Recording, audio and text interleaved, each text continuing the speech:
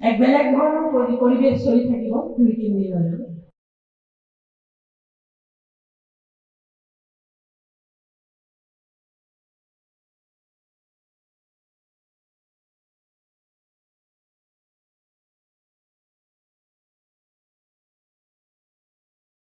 পুৰণ আৰু অসমৰ মুখাশিল্পৰ চানেকি, এনে ধুনীয়া গছ গছনি তাতো মুখা, এনে এটা পৰিৱেশ। ইফালে প্ৰণৱ বৰুৱা ছাৰৰ প্ৰতিমূৰ্তি এক্সিবিশ্যন, শিল্পীয়ে সেয়া ছবি আঁকি আছে আৰু দেখিছোঁ প্ৰতিখন চকী এখনে দুখনে খালী চকী সম্পূৰ্ণ ভৰি থকা আৰু সকলো বয়োজ্যেষ্ঠ। ইমান ভাল লাগিছে, মই সঁচাকৈ কৈছোঁ। মোৰ কথাখিনি মানে অন্তৰৰ পৰা ওলাইছে, কোনো ৰিহাৰ্চ নহয়। গতিকে আপোনালোকক এনেদৰে দেখি সঁচাকৈ আজি নতুন বছৰ 26 চনৰ প্ৰথম 1 জানুৱাৰী প্ৰতিজনকে মই মোৰ আন্তৰিক নৱবৰ্ষৰ শুভেচ্ছা জনাইছোঁ। আৰু মই ভাবোঁ তেখেতে কোৱাৰ দৰে সভাপতি মহোদয় যে আজি এটা আচলতে ব্যতিক্ৰমী দিন। এনেই আমি নাচ গান গায়ো পাৰ কৰিব পাৰিলোঁ, তাৰমানে বেয়া কথা নহয়, জীৱন উদযাপনৰ আহি লাগে, মই সেইটো নস্যাৎ কৰা নাই। কিন্তু এই যে আমি ইয়াত বহি পেলাই এটা গুৰুত্বপূৰ্ণ বিষয়ৰ কাৰণে অকণমান সময় দিছোঁ বছৰটোৰ আৰম্ভণিতে, মই ভাবোঁ এটা অত্যন্ত সুন্দৰ আৰু ব্যতিক্ৰমী কথা। আৰু মই নিজে কিন্তু খুব আনন্দিত এনেদৰে বছৰটো আৰম্ভণি কৰিবলৈ। এনে এটা ঐতিহ্যপূৰ্ণ অনুষ্ঠানৰ লগত সংলগ্ন হৈ এনেকৈ আৰম্ভণি কৰিবলৈ মই গতিকে চিত্তৰঞ্জন বৰাদেৱক মই আন্তৰিক ধন্যবাদ জনাইছোঁ এই ৰূপালী জয়ন্তী বৰ্ষত আমন্ত্ৰণ জনোৱাৰ বাবে। এতিয়া ৰূপালী জয়ন্তী উদযাপন কৰিবলৈ মঞ্চত বহি কথা ক'বলৈ ভাল, কিন্তু 25টা বছৰ অতিক্ৰম কৰা সহজ নহয়। তাকো এখন ক্ষেত্ৰত কাম কৰি যাওঁ খুব প্ৰত্যাহ্বান থাকে। গতিকে মই অনুমান কৰিব পাৰোঁ চিত্তৰঞ্জন বৰাৰ সৈতে যিসকল লোক এই কলম কলা কেন্দ্ৰৰ লগত জড়িত, তেওঁলোকে নিশ্চয় বেড অফ ৰ'জেছ বুলি আমি যে কওঁ, পাথ অফ ৰ'জেছৰে পাৰ হৈ অহা নাই, নিশ্চয় বহুতো টাইম আছিল তাৰ মাজত। নাইকৰ আচুৰ খাই যে এইখিনিলৈ আহিছে 25টা বছৰ, অত্যন্ত গুৰুত্বপূৰ্ণ কথা। কিন্তু মই সেইকাৰণে আমি চবে আজি হাত চাপৰি এটা দিব বিচাৰোঁ আপোনালোকৰ এই ত্যাগৰ কাৰণে। আৰু মই এনেই কোৱা নাই, আমি কেতিয়াবা ফ্লাৱাৰী লেংগুৱেজত কথা কওঁ, সেইটো নহয়। মই অন্তৰৰ পৰাই বিশ্বাস কৰোঁ এটা প্ৰতিষ্ঠান, এটা অনুষ্ঠান, এটা সংগঠন চলাই নিয়া অত্যন্ত দুৰূহ কাম, প্ৰায় ভাগি যায়। কিছুমান দিন যোৱাৰ পিছতেই দেখা যায় যে বিভিন্ন কাৰণত বস্তুটো নিৰৱচ্ছিন্ন গতিত গৈ থকা নাই। কিন্তু এটা অনুষ্ঠানৰ ৰূপালী জয়ন্তী, তাকো এনেধৰণৰ অনুষ্ঠান যদি ইনষ্টিটিউচনেলাইজ পাৱাৰ এটা নাথাকে, অৰ্থনৈতিকে হওক বা অন্যান্য দিশত, গতিকে কিমান শ্ৰমৰ বিনিময়ত এনেদৰে চলাই থকা যায়, সেইটো অকল নগাঁও বুলিয়ে নহয়, অসম বুলিয়ে নহয়, ভাৰতবৰ্ষৰ কাৰণে গুৰুত্বপূৰ্ণ কথা। কাৰণ এনেকুৱা ধৰণৰ অনুষ্ঠান চলি থাকিলেহে আমাৰ কলা সংস্কৃতি থাকিব। কাৰণ গ্ল'বেলাইজেশ্যনৰ পিছত, গোলকীকৰণৰ পাছত এনেকুৱা ধৰণৰ এটা ধুমুহা আহি গ'ল আমাৰ সাংস্কৃতিক জীৱনলৈ। যিসকল সচেতন লোক জানে, আমি মই বহলাই নকওঁ, কাৰণ বহুতো বক্তা আছে, মই দীঘলীয়াও নকৰোঁ। কিন্তু মই যিকেইটা অত্যন্ত গুৰুত্বপূৰ্ণ কথা বুলি অনুভৱ কৰিছোঁ, সেইকেইটা মই ক'ব বিচাৰিম যে এই 25 বছৰ অতিক্ৰম কৰাটো অত্যন্ত গুৰুত্বপূৰ্ণ কথা, কেৱল অসমৰ বাবেই নহয়, ভাৰতৰ বাবেও বা বিশ্বৰ বাবেই। কাৰণ লোককলাক ধৰি ৰখা, কাৰণ এই অনুষ্ঠান লোককলা কেন্দ্ৰিক, আধুনিক কলা বা অন্যান্য নহয়। লোককলা তাকো আমাৰ যিটো পাৰম্পৰিক ঐতিহ্য, যিটো আমি হেৰিটেজ বুলি কওঁ, অৰ্গেনিক ইনঅৰ্গেনিক হেৰিটেজ, আমাৰ বিদ্যায়তনিক ভাষা, তেনে এটা অনুষ্ঠান ধৰি ৰখাটো অত্যন্ত দুৰূহ। বিশেষকৈ বাণিজ্যিকৰণ, পুঁজিবাদী আগ্ৰাসনৰ পিছত যিটো পষ্ট গ্ল'বেলাইজেশ্যনৰ পৰিস্থিতি গোটেই বিশ্বত, তাৰ লোককলা একেবাৰে হিমিক থামাক চাকিৰ দৰে জ্বলি থাকে। এই বতাহ ধুমুহাই আমি এনেকৈ ধৰি থাকিব লাগে, এই তেওঁলোকে সেই এনেকৈ ধৰি আছে, যিটো কম কথা নহয়। কাৰণ সমসাময়িক কলাৰ জগতখনত সমসাময়িক কলা খুবেই জনপ্ৰিয় হ'ব, স্বাভাৱিক, কাৰণ সময়ৰ লগত খাপ খোৱা আৰু সেইবাবে ট্ৰেণ্ডিও হয়, ফেশ্বনো হয়। গতিকে সেইমতে তাৰ সেই পথেৰে খোজ কঢ়া লোক বহুত, কিন্তু পৰম্পৰা ঐতিহ্যই সেই বাটটো দি খোজকাঢ়িবলৈ বহুতে ইমান উৎসাহ বোধ নকৰে। একেবাৰে সঁচা কথা। তাত যে কোনোবাই ভাবিছে যে এইখিনিও আমি জীয়াই থাকিব লাগিব। এই কথাটো, এই ভাৱনাখিনি, এই চিন্তাখিনিয়ে কিন্তু অত্যন্ত প্ৰশংসনীয়।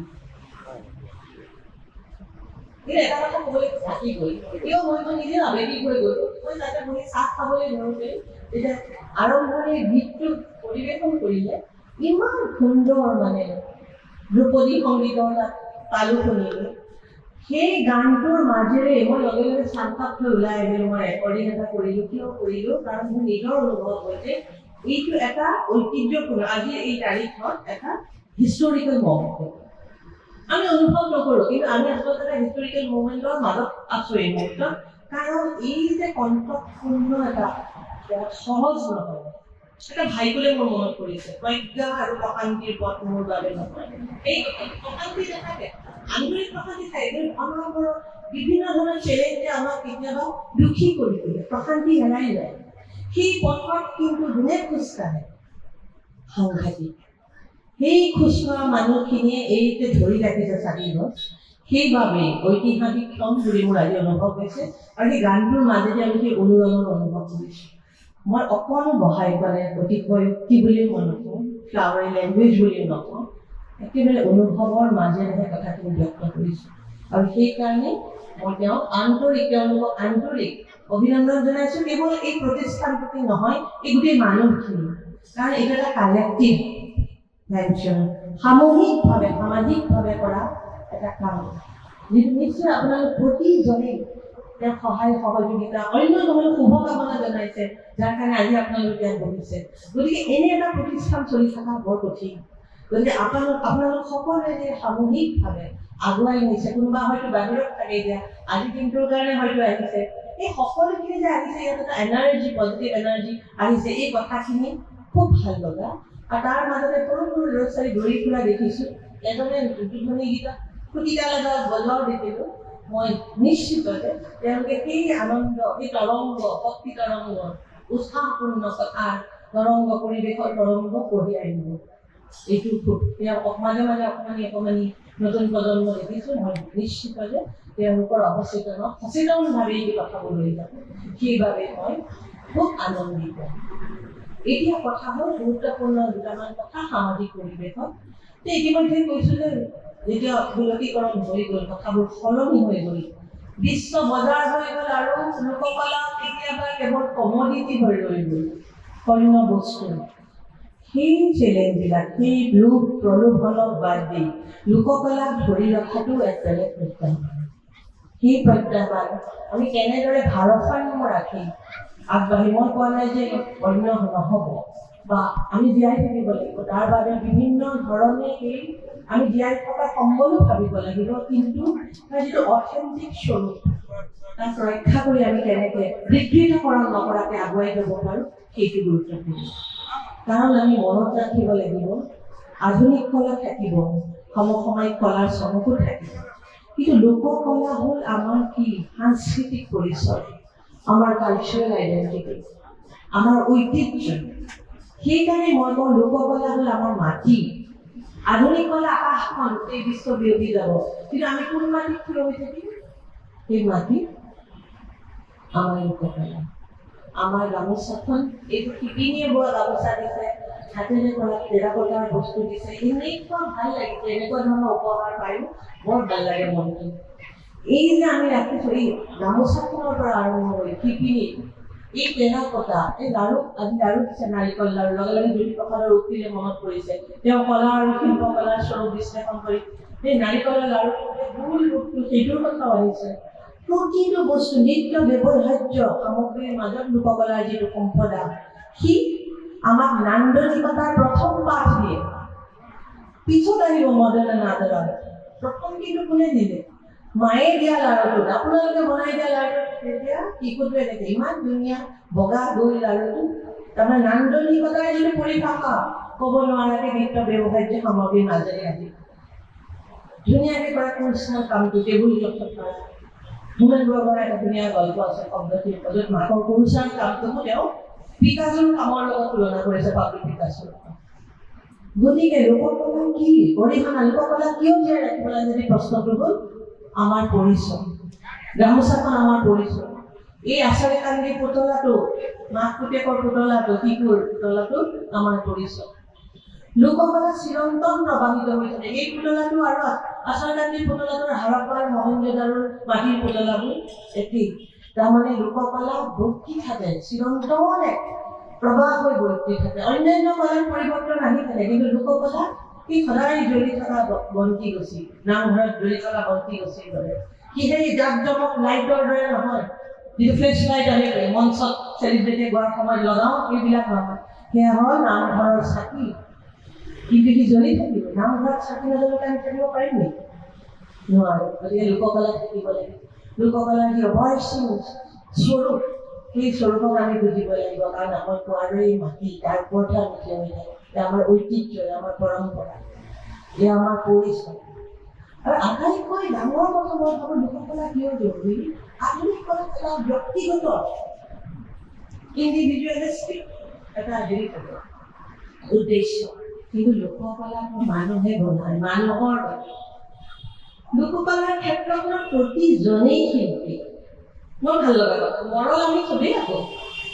লক্ষী পূজাৰ দিনাকে আমি ভৰি চৰণখন চবেই আঁকো নাই কেনেদৰে? সেই মূৰত আমি সকলো শিল্পী। নান্দনিকতাৰ পৰিভাষা আমি লৈ নিজৰ আত্মস্থ কৰি আমি চবেই।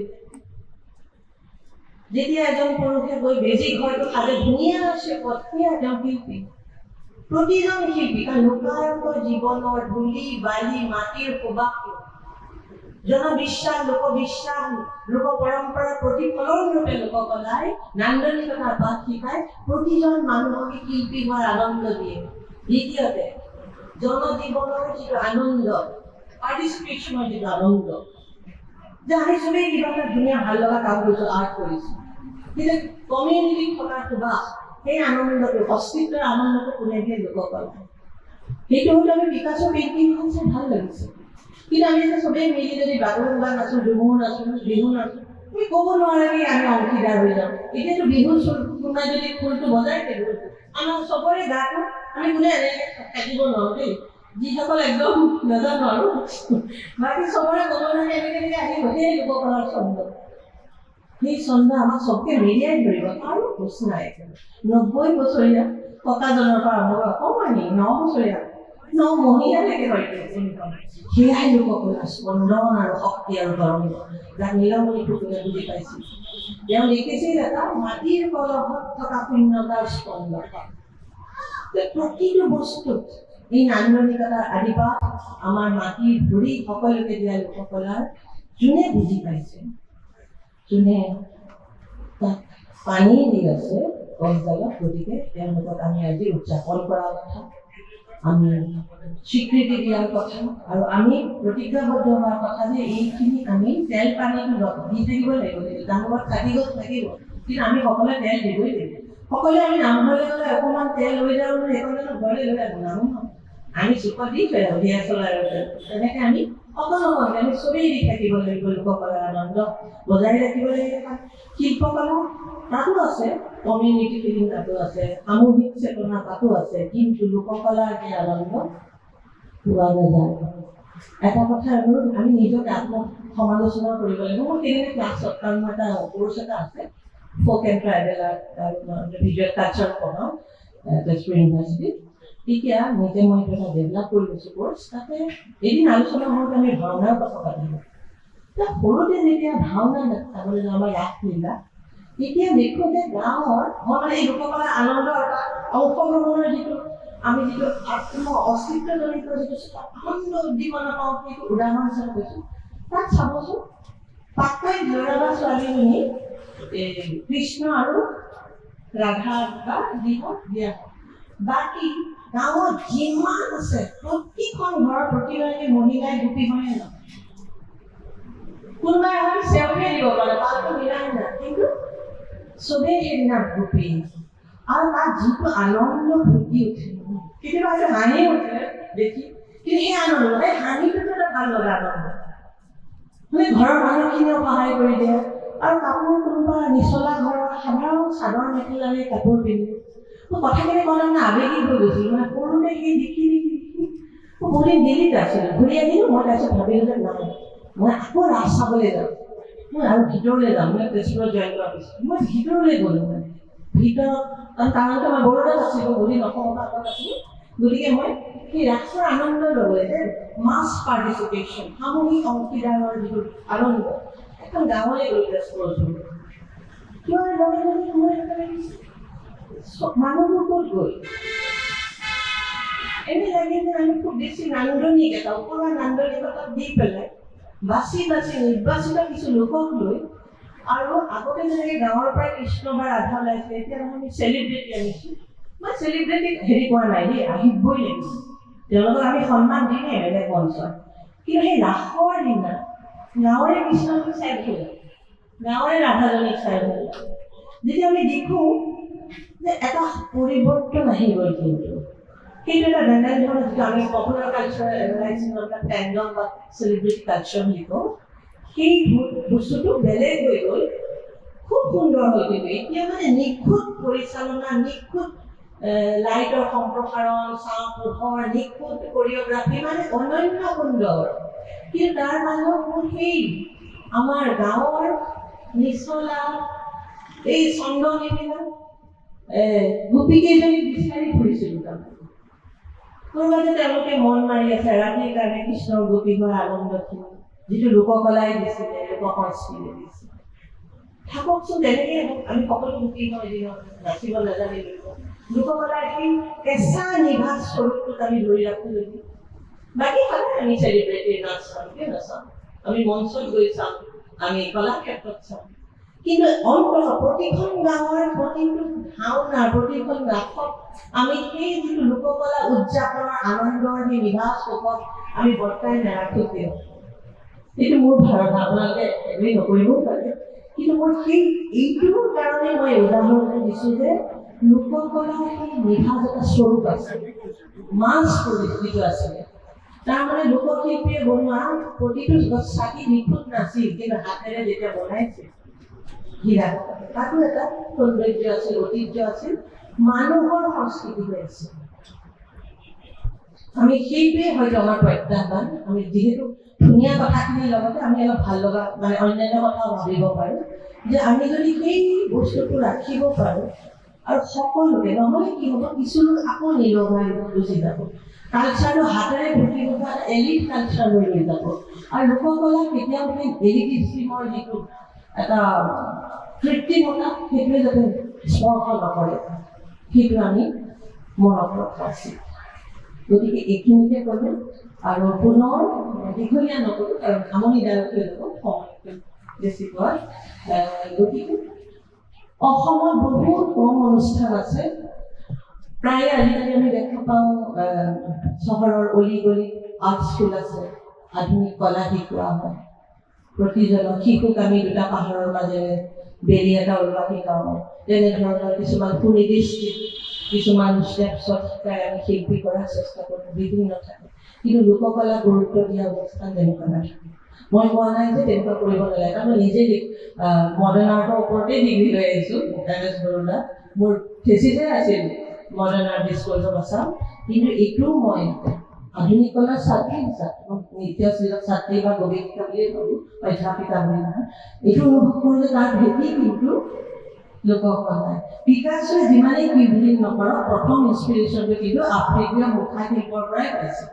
প্ৰথমখন যিটো ন এই ছোৱালীকেইজনী একেবাৰে সমূহ মিলি লোৱা আফ্ৰিকাৰ মুখা শিল্প।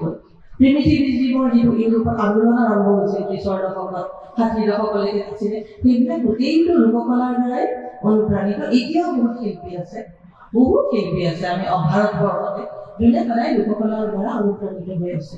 গতিকে এনেকৈ আমি স্কুলবিলাক যেতিয়া পঢ়োঁ, মডাৰ্ণ আৰ্টৰ কিতাপ, লগতে লোককলাৰো আমি অকণমান পাঠ্যক্ৰম কিয় নিদিওঁ, তেনেকুৱা আমি কৰিব পাৰোঁ। আমি বিভিন্ন পদক্ষেপ ল'ব পাৰোঁ, আমি কেৰিকুলামৰ অন্তৰ্গত কৰিব পাৰোঁ। আৰু শেষত মই পুনৰ এই আমাৰ যিটো সংৰক্ষণ আৰু ৰিজাৰ্ভেশ্যন কনজাৰ্ভেশ্যনৰ গুৰুত্ব দোহাৰি মই এইকাৰণেই কলম কলা কেন্দ্ৰ পুনৰ মই তেওঁলোকক অভিনন্দন এইকাৰণেই জনাইছোঁ যে মাত্ৰ আঙুলি মই গঢ়িব পৰা হয়তো 2-3টি অনুষ্ঠান অসম বা উত্তৰ পূৰ্বাঞ্চলৰ যি লোককলা কেন্দ্ৰ কৰি আগবাঢ়িছে কলম কলা কেন্দ্ৰ অন্যতম আগৰনুৱা। গতিকে মই কেৱল তেওঁলোককে আপোনালোক প্ৰতিজনকে অভিনন্দন জনাইছোঁ আৰু কৈছোঁ যে আমি সদায় মই ব্যক্তিগতভাৱে আছোঁ। তেওঁ যেতিয়াই বিচাৰিছে আজি 1 তাৰিখ মোক ফোন আহিয়ে আছে গুৱাহাটী কেতিয়া গৈ পাব বুলি, কিন্তু মই কৈছোঁ নহয় বাটত সোমাই যাবই লাগিব ইয়ালৈ। গতিকে ব্যক্তিগতভাৱে মোৰ সম্পূৰ্ণ মোৰ মনেৰে আৰু আত্মাৰে এনেধৰণৰ সুন্দৰ যিটো কৰ্ম বুলি আমি কৰ্ম সেই গতি মোৰ সমৰ্থন আগবঢ়াই পুনৰ যোজনা আৰু সকলোকে নতুন বৰ্ষৰ সুখৰ হওক এইবাৰ আৰু দুখ নালাগে আপোনাক সুন্দৰকৈ থাকক, অকল শান্তি আহক সেই কামনাৰে সামৰণি মাৰিছোঁ। আৰু দীঘল হ'ল যদি বেয়া নহওক। নমস্কাৰ।